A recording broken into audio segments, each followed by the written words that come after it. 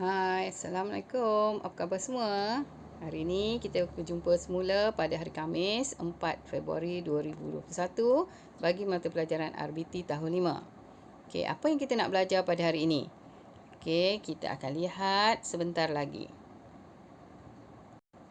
Baiklah, hari ini kita akan belajar kemahiran 4.3.2 iaitu kenali alatan jahitan. Kalau minggu lepas kita dah belajar jenis-jenis mata jahitan. Kita dah kenal mata jahitan. Jahitan kiar, jahitan jelujur dan sebagainya.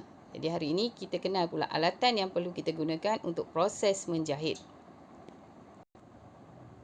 Selain daripada kita dah kenal alatan tersebut, kita perlu tahu fungsi alatan itu. Okey, jadi hari ini cikgu akan terangkan kepada kamu apakah fungsi alatan jahitan yang kita gunakan untuk proses jahitan kita. Baiklah ya, dalam topik ini, topik kenali alatan jahitan ni, kamu boleh rujuk buku teks muka surat 7 hingga 9. Okey, dalam 3 muka surat di dalam buku teks ni ada 12 alatan jahitan yang akan kita pelajari pada hari ini.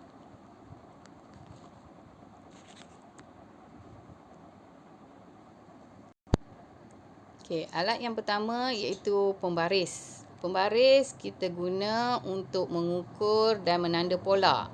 Okey, kalau kamu lihat di situ ada pelbagai bentuk pembaris yang kita boleh gunakan untuk proses jahitan kita. Okey, biasanya pembaris ni kita guna untuk menanda pada pola.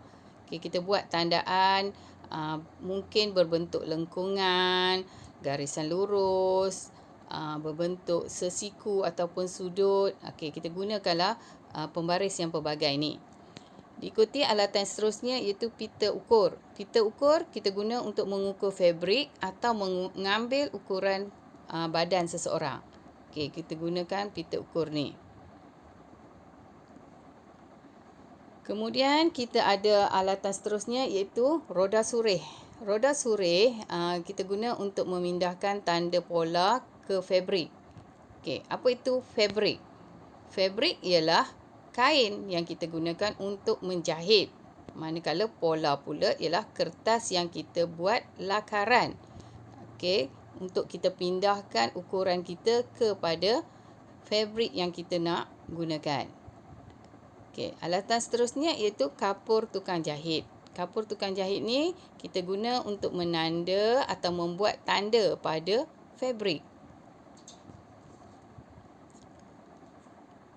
Seterusnya iaitu kertas karbon tukang jahit.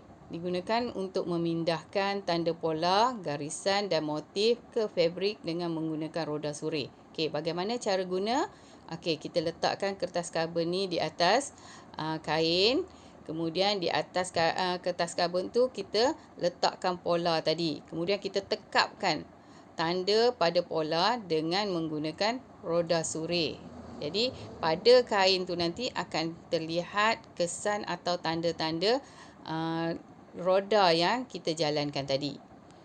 Alatan seterusnya iaitu gunting fabrik. Gunting fabrik kita gunakan untuk menggunting kain.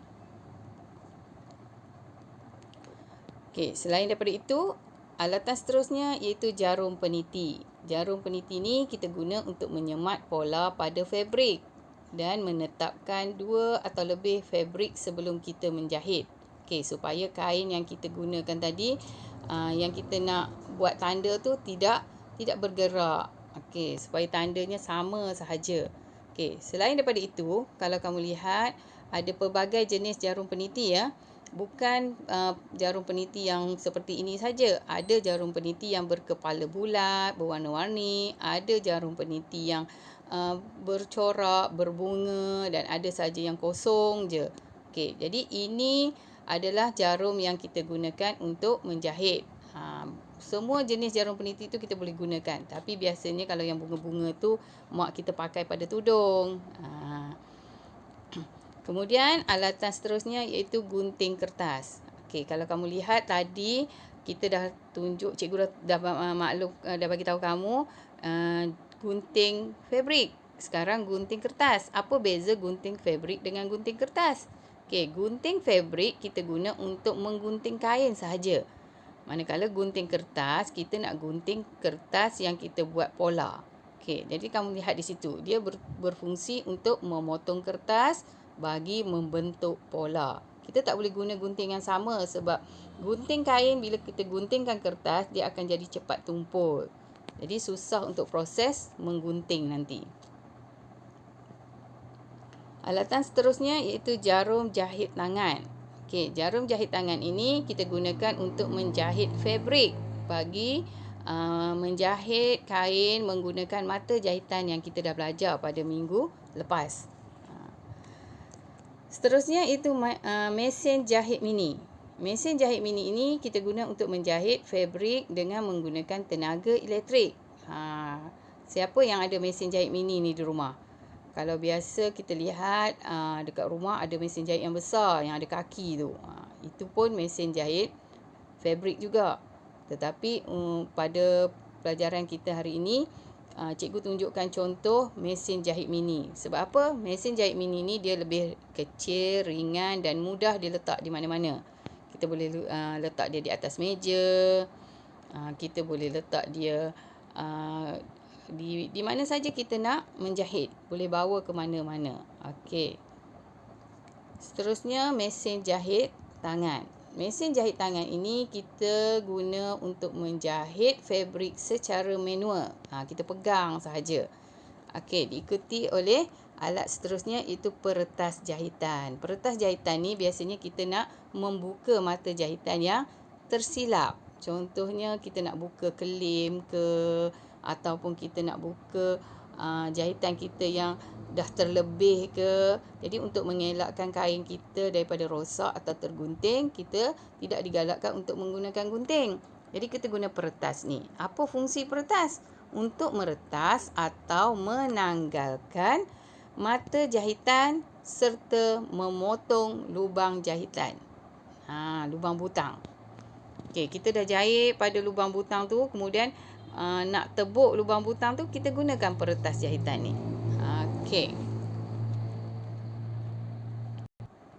Okey, tadi kita dah mengenali alatan jahitan. Cikgu rasa cikgu dah cukup tunjukkan kepada kamu 12 alatan jahitan yang kita perlu kenal sebelum kita menjahit. Okey, contoh di sini 6 ya. Selebihnya kamu boleh rujuk semula pada buku teks muka surat muka surat 7, 8 dan 9. Okey, baiklah. Bila pelajaran kita pada hari ini sebenarnya dah habis. Cikgu dah tunjukkan 12 jenis alatan jahitan. Jadi sekarang cikgu nak kamu buat latihan. Lepas saja kamu menonton video ni nanti, kamu boleh senaraikan alatan jahitan yang kita dah belajar dengan fungsinya sekali dalam buku tulis. Okey, kamu boleh buat jadual macam ni. Buat 2 bahagian. Yang mana satu bahagian alatan jahitan, kemudian di sebelahnya fungsi alatan tersebut. Tak perlu lukis pun. Kamu cuma tulis senarai nama alatan tersebut dan fungsinya sahaja. Okey, tapi kalau ada yang pandai melukis, nak tunjukkan kreativiti dia, dialu-alukan. Okey, cikgu perlu tengok kamu buat latihan ni sekadar menyenaraikan nama alatan dan fungsi pun sudah memadai. Okey, jadi bila dah siap nanti, kamu bolehlah hantar kepada cikgu melalui WhatsApp ya. Macam biasa, tangkap gambar, screenshot dan hantarkan kepada cikgu secara personal. Okey, selepas itu, cikgu juga ada sediakan latihan World War. Okey, kamu boleh buat di sini dengan link yang cikgu akan berikan sebentar nanti. Okey. Jadi, selamat mencuba. Sekian pelajaran kita pada hari ini. Cikgu harapkan semoga murid-murid semua dapat apa yang kita pelajari pada hari ini dan tercapai objektif kita pada hari ini. Sekian, terima kasih. Assalamualaikum.